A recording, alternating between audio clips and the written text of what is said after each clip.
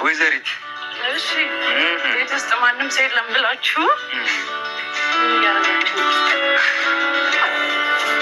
እሺ ናታን አሁን ማቂ የለችም። ስለዚህ አንተና የሰላም ህይወት ከዚህ በላይ ተደብቆ መቆየት የለበትም። እኔ እንጃ ሮዝ፣ ሲጀመር አሁን ሰዓቱ ይመስል ከዚህ የተሻለ ጊዜ በጭራሽ አይኖርም።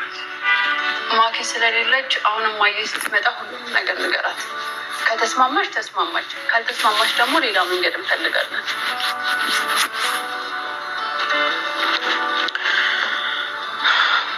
እሺ እንግዲህ ፈጣሪ ይርዳን።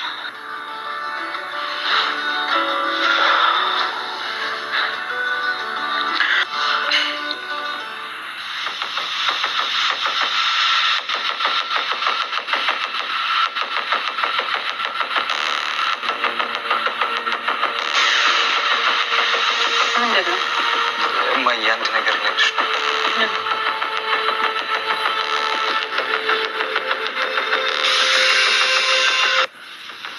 እኔ ፍቅር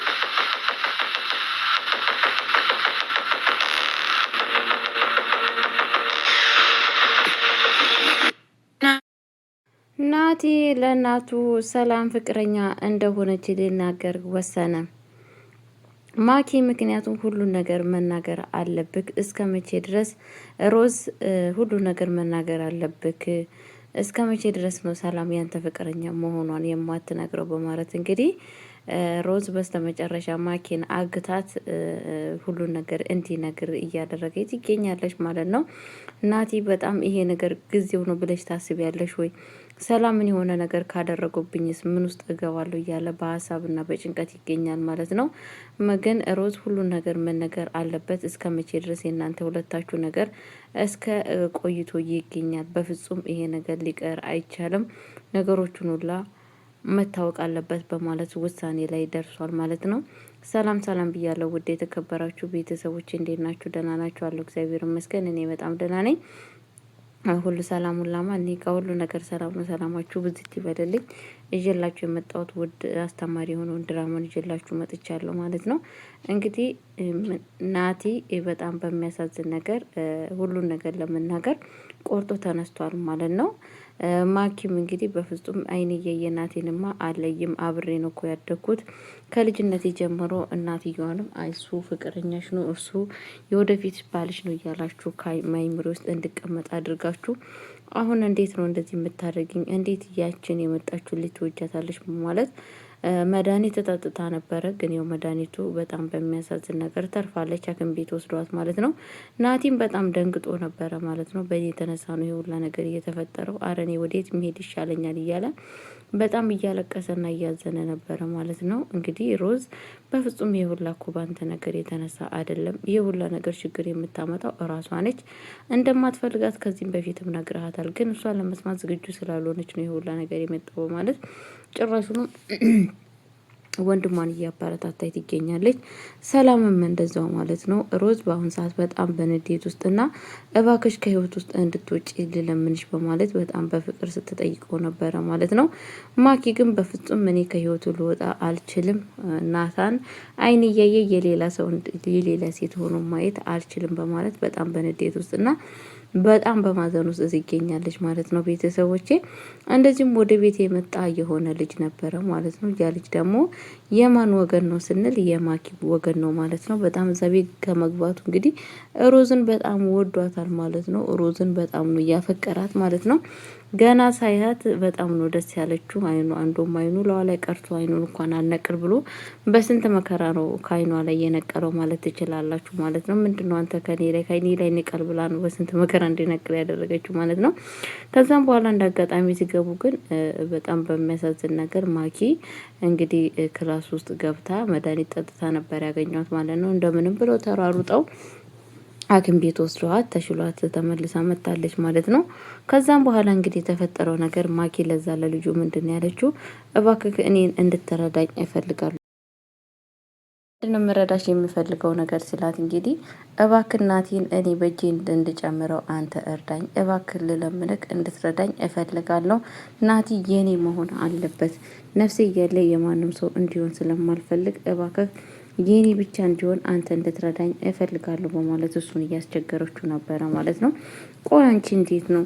በቃ እኮ እናቴ አይፈልግሽም። እስካልፈለገሽ በግድ ነው ወይ አንቺ እንዲሆን የምትፈልጊው? እባክሽ ተስፋ ቆርጥሽ የራስሽን ህይወት ኑሪ ሲላት ነበረ ማለት ነው። አንተም እንደ ቤተሰብ ልትለይ ነው ወይ? በፍጹም እኔ ከሱ ተስፋ ቆርጬ መኖር አልችልም። በፍጹም በፍጹም ናቲ የኔ ነው የኔ ነው ብላ ትላለች ማለት ነው።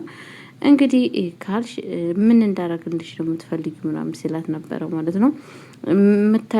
የምታደርግልኝማ ነገር ቢኖር ምንድን ነው ስትለው እንግዲህ የምታደርግልኝ ነገር አለ ብዬ የምለው እንትን እንድታደርግልኝ እፈልጋለሁ።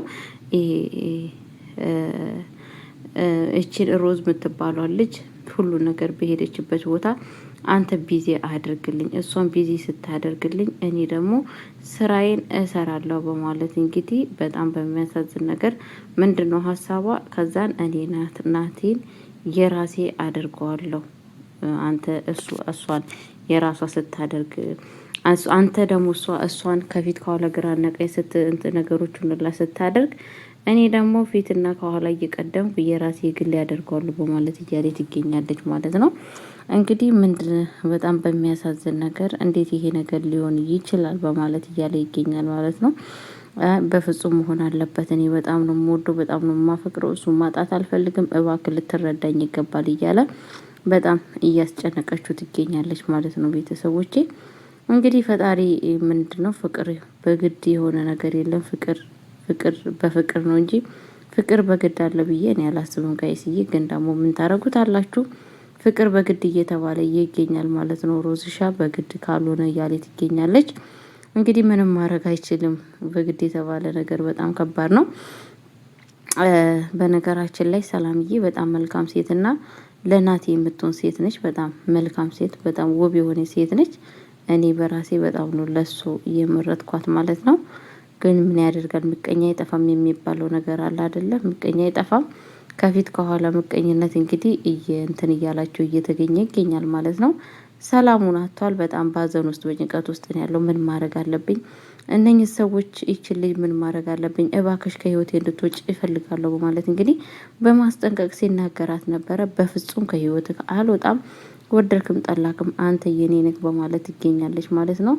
እኔ ምን ይሻለኛል እያለ እንግዲህ እያዘነና እያለቀሰ ይገኛል ማለት ነው። ናትነም በስተመጨረሻ ግን ለእናትየው ለመናገር ወስኗል ማለት ነው። እናቴ እንድትሰሚኝ እፈልጋለሁ፣ እባክሽ እኔ የምነግርሽ ነገር ልንገርሽ፣ የምነግርሽ ነገር አለ ብዬ የምነግርሽ ነገር እባክሽ የኔና የሰላምን ፍቅር ተቀበይ እያላት ይገኛል ማለት ነው። እሱ ግን በፍጹም ያንን ነገር እናትየዋ እሺ የምትል አይመስለኝም ማለት ነው። ቤተሰቦች የነገሮች ሁላ ከባድና አስጨናቂ እየሆኑ ይገኛሉ ማለት ነው።